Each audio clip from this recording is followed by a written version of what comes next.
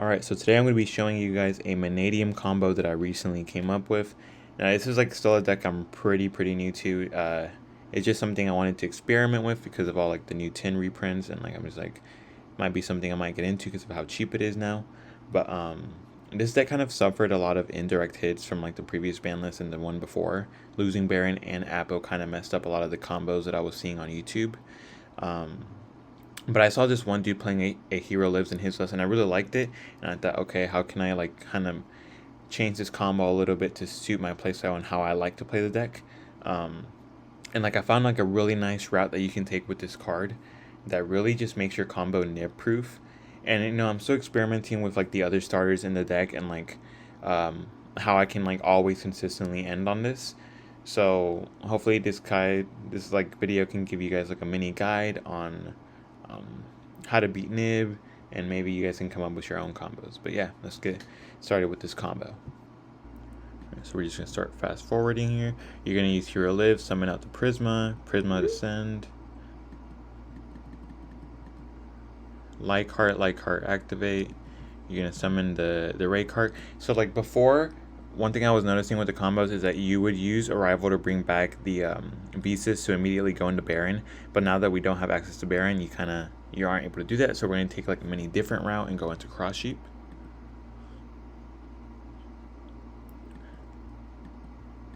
Summon Astrolaud.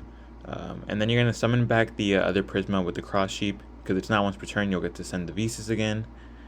And then this is where like the sequencing gets a little bit like you got to be careful with the sequencing here because of what you're going to be doing here. So you're going to summon Lycart, turn those two into Sprend. Okay, and then right here you're going to use Sprend effect to send a Plague Spreader zombie. And then you're going to summon back the zombie, because right here what you're going to be doing here is actually really cool. You're going to go into the Gen X return 0. So this requires a Dark Tuner and one non-tuner monster. So that's what you have right here. But the reason why you want to do this first before you commit to any like Arrival or anything is because you still have a light engrave, and this is what's going to be able to negate the Nibiru, right? And then from here, you're going to go ahead and normal summon your Ream Heart. So this is where your other extender is going to come into play. And this is why like this was really nice, because you managed to establish these 3 monsters on board as well as a way to negate Nibiru and with Scareclaw Arrival in hand without using your normal summon. So like I think playing the Hero Lives is really going to be like a requirement going forward, especially if you want to do this combo. So this is where like it's going to get really interesting and really cool. And like I really just tried to like play cards that I have never seen anybody else play in Mannadium. So this is where it gets really cool. You're going to go Meek. You're going to summon out Mannadium Trisukta, Reborn the Meek. Then you're going to go Meek and Prisma into your copy of Stardust Charge. And then right here you're going to get to draw a card. So that's kind of nice. You get the card back off of Plague, and then you're going to immediately do these two into Crimson Dragon. Then Crimson Dragon, tag out to summon out your Dissipator. And then what's really nice here is that you're going to get to reborn the Plague Spreader Zombie from the banishment, right? And this card is now once per turn, so you'll get to use this again. So that's really cool. Alright, and then from here, you're going to use your Rival, reborn the Visas Starfrost, turn those two into your copy of the Amritara, right? Because you got your light monster and you got your tuner in the form of Plague. Right, and then right here you can go ahead and add the reframing.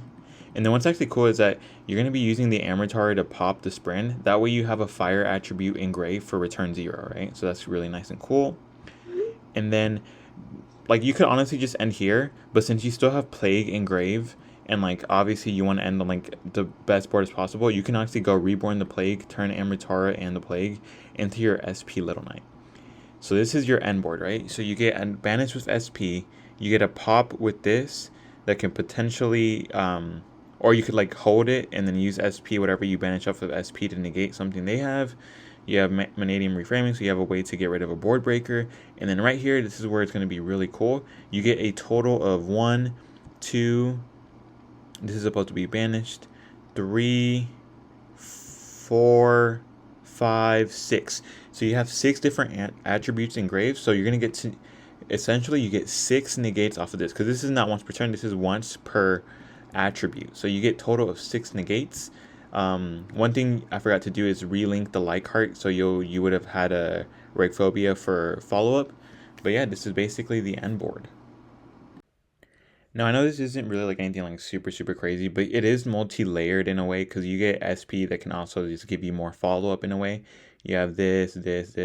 So like total of like 1, 2, 3, 4, 5, 6, 7, 8 potential negates and a banish that can also be follow-up. Again, if you didn't want to do the SP, I would recommend making the SP though because it makes this pater a little bit better. You could also have follow-up in the form of Plague Spreader Zombie.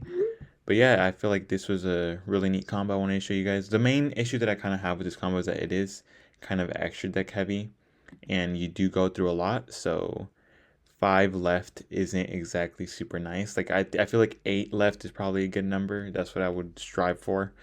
But yeah, I'm still like tweaking, trying to find different end boards that I want to end on.